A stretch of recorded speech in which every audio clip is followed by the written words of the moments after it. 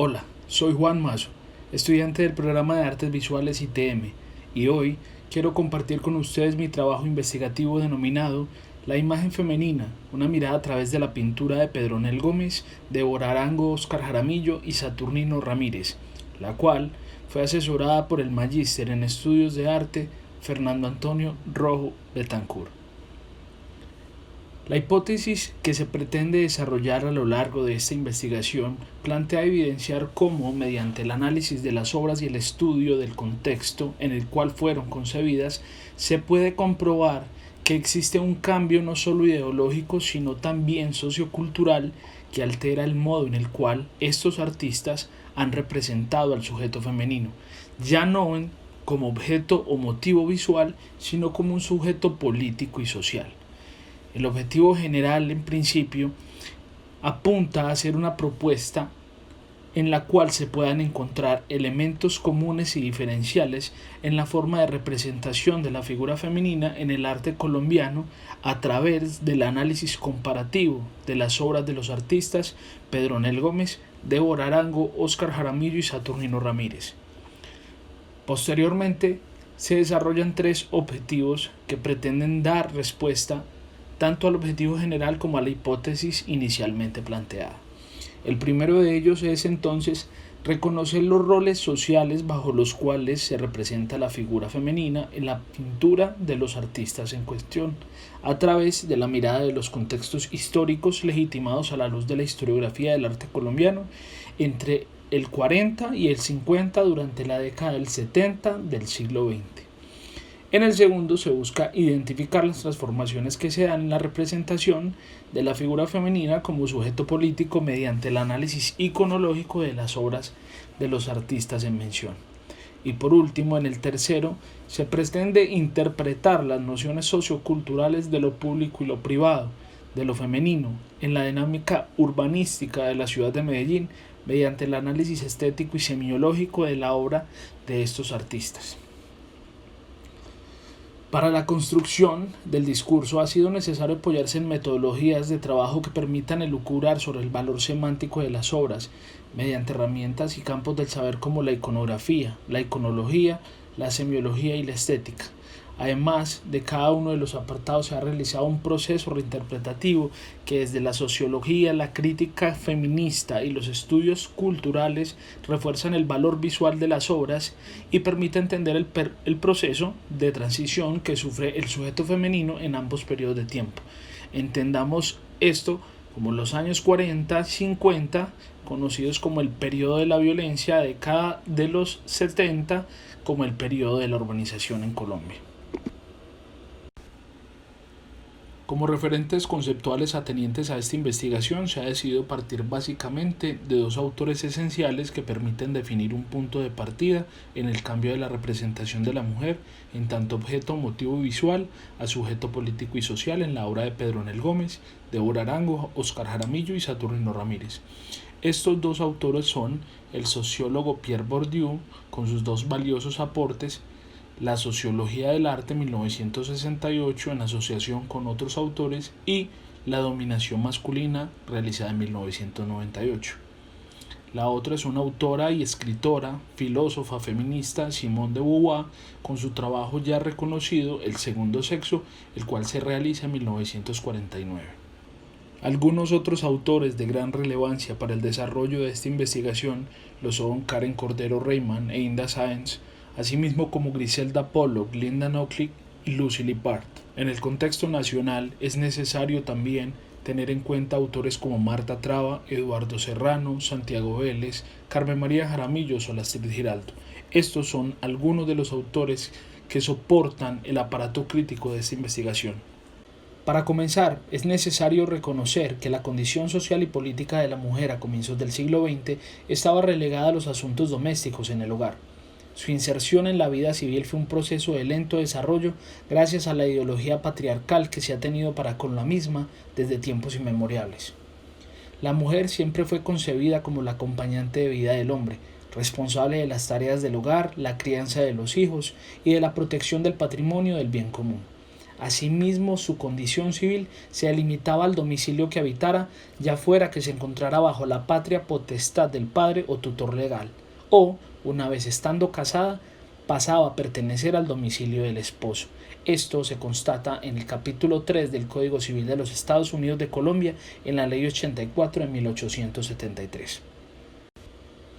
Más adelante, algunos otros artículos de este mismo código versan sobre el abuso sobre la mujer, curiosamente con un exacerbado énfasis sobre el adulterio, la mujer casada, el amancebamiento, la prostitución y demás. Estas concepciones no cambiaron mucho incluso con la llegada de la nueva reforma en 1936, durante el periodo conocido como la Revolución en Marcha. Allí las nuevas leyes dieron énfasis a conceptos como libertad sexual y honor sexual, que básicamente velaban más por el honor de la figura patriarcal que por la protección de la mujer misma. Por otro lado, en materia de educación y derechos laborales no hubo una significativa evolución. Solo hacia 1934 se le concedió mayor libertad a la mujer al poder ingresar a la educación universitaria. Así fue como la Universidad de Antioquia pudo graduar a quien fuera la primera abogada para 1942, Gabriela Peláez Echeverry. Por otro lado, en 1935, Diego Luis Córdoba, abogado y político de la misma universidad, contribuye a la denuncia pública de maltratos y abusos en el trabajo mediante un memorial firmado por 300 mujeres agrícolas. Gracias a este tipo de denuncias, en 1938 se incorpora la primera ley que concedió a la mujer 8 semanas de licencia remunerada con respecto a la maternidad y a la lactancia. Fue entonces hasta la década de 1944 y la década de los 50, durante la dictadura de Gustavo Rojas Pinilla, el cual, mediante el acto legislativo número 3 de la Asamblea Nacional Constituyente, se le otorga a la mujer el derecho a elegir y ser elegida. Sin embargo, es hasta 1957 donde esta norma tiene una aplicabilidad durante el plebiscito del 1 de diciembre del mismo año, el cual proponía una reforma constitucional para la paz en Colombia por vía institucional. Allí se registraron 1.835.255 votos femeninos. Finalmente, la situación política y civil durante la década de los años 60 y 70 entra en un estancamiento dada la preponderancia que toma el Frente Nacional. Sin embargo, en 1967 se reconoce el derecho a la lactancia por 6 meses. Luego, un año más tarde, se instaura el ICBF, Instituto Colombiano de Bienestar Familiar, por medio del cual el Ministerio de Salud genera programas de atención materno-infantil, ya no solo velando por los derechos de la mujer, sino por la integridad del menor. Es entonces hacia 1974 donde el voto femenino tuvo mayor relevancia en cuanto a las elecciones presidenciales, y durante el cuatrenio subsiguiente, bajo el gobierno de Alfonso López Michelsen, donde se revocaron algunas normas jurídicas discriminatorias sobre la mujer. Estas establecieron la igualdad jurídica de los sexos, la igualdad de la mujer con el hombre en la vida familiar, y se acaba automáticamente la potestad marital, eliminando conceptos de hijos ilegítimos y naturales. Es así como a partir de ello surgen movimientos feministas durante la década de los 70 y 80, los cuales comienzan con un nuevo auge de manifestaciones sociales en pro de la liberación femenina, suscitando las primeras marchas para liberar el cuerpo de la dominación patriarcal y eclesiástica, promoviendo cuestiones de delicada raigambre como la autonomía sobre el cuerpo, el derecho al aborto, la esterilización y la libertad sexual. Una vez comprendido este amplio contexto, es posible abordar el primero de los capítulos, el cual es denominado Roles sociales y la representación de la figura femenina en la pintura entre los años 40 y 50 y la década del 70 del siglo XX. Este primer capítulo está dedicado al reconocimiento e identificación de los roles sociales en la representación de la figura femenina a través de la revisión de un corpus de obra pictórica de los artistas ya mencionados.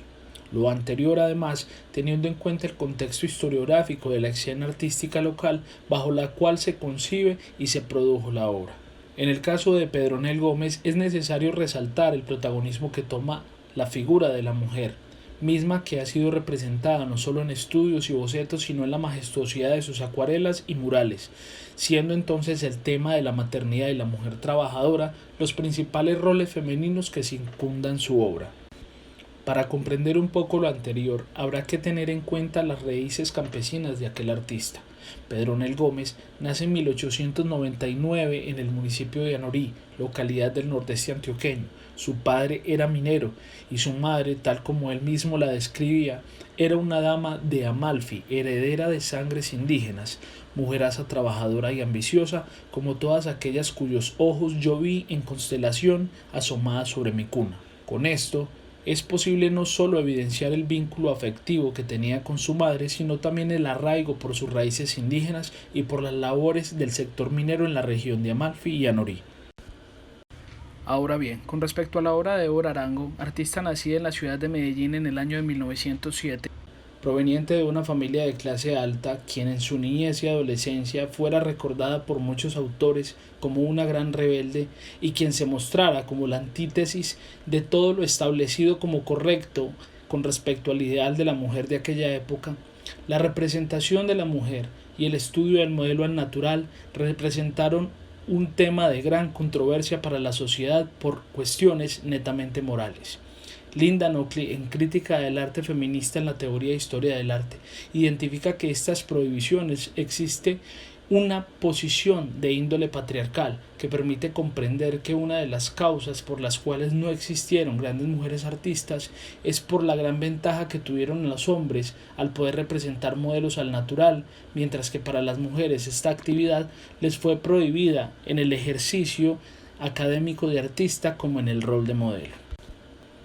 Evidentemente las pinturas de Arango no iban a ser bien aceptadas en una cultura de tradición conservadora como lo era Colombia para los años 40 y 50.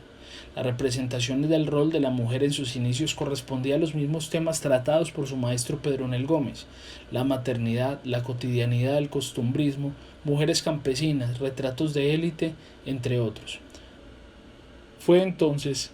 hasta que Débora incursionó en la pintura del desnudo femenino cuando recibió el descontento y rechazo, no solo por parte de sus maestros, sino también por el circuito del arte y la comunidad católica creyente. Finalmente, Saturnino Ramírez, artista oriundo del Socorro Santander, nace en el seno de una familia de agricultores que posteriormente se traslada a la ciudad de Medellín. Óscar Jaramillo, por su parte, nace en la ciudad de Medellín en el año 1947. Ambos artistas son abordados de una manera casi dualística y mancomunada por muchos autores en la historia del arte y crítica del arte colombiano. En el caso de Eduardo Serrano, el cual identifica su obra como el inicio del neorrealismo, encuentra en ellos además una concordancia sobre la temática urbana. Allí la representación de la mujer se circunscribe al espacio público de manera directa y los roles más recurrentes obedecen al ejercicio de la prostitución y a la condición de habitante de calle. Con estos artistas comienza no solo un nuevo modo de representación del sujeto femenino, también inicia un ejercicio de orden antropológico, el cual se adhiere y se vuelve parte fundamental del momento creativo. El relacionamiento con estos sujetos de la noche hace que su obra tenga una gran carga social, pues son estos artistas quienes comienzan a mostrar aquello que es invisible y prohibido para la sociedad en la década de 1960 y 1970.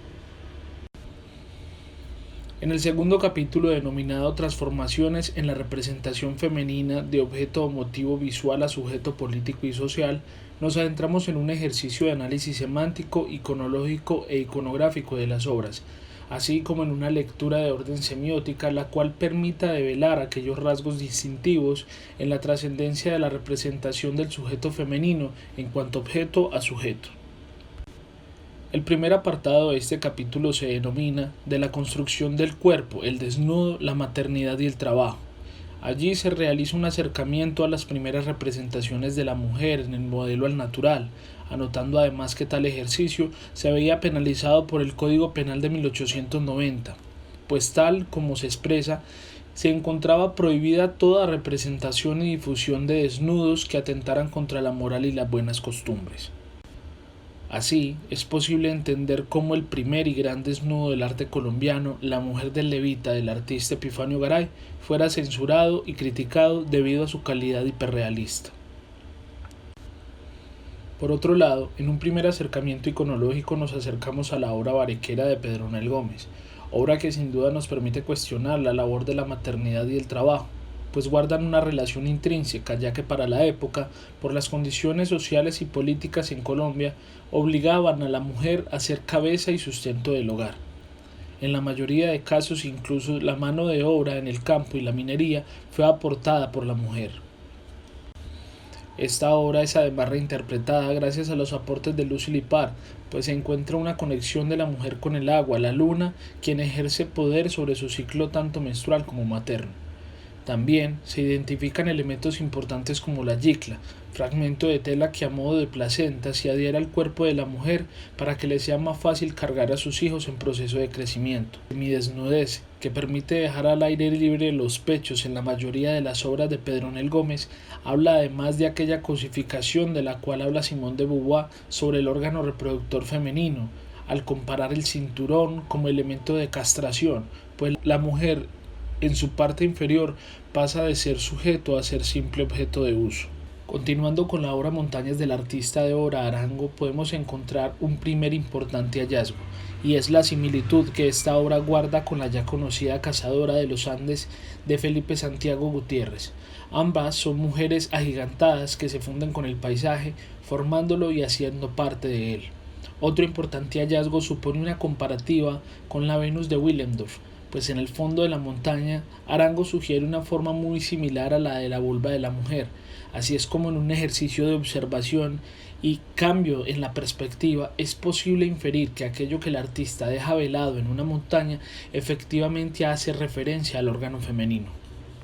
En el segundo apartado de este mismo capítulo, denominado La reafirmación del sujeto político y el camino hacia el feminismo, se permite analizar algunas obras de índole político y social, las cuales fueron realizadas por la misma Débora. Obras como La salida de Laureano dan cuenta de un gran interés que tiene el artista por hacer frente a la situación política de Colombia, haciendo una representación mordaz sobre asuntos políticos y de los mismos mandatarios y líderes políticos quienes sumergieron el país en la violencia. Por otro lado, en este apartado también se agrupa nuevamente la obra de Ramírez y Jaramillo, la cual bajo una lectura breve de la teoría bordeana se puede entender que el oficio de la prostitución allí representada obedece a una de las formas de dominación masculina, en donde se relaciona al cuerpo femenino como un objeto fetichizado que se puede comprar. En palabras de Bourdieu se puede entender además que, al hacer intervenir el dinero, un determinado erotismo masculino asocia la búsqueda de la fuerza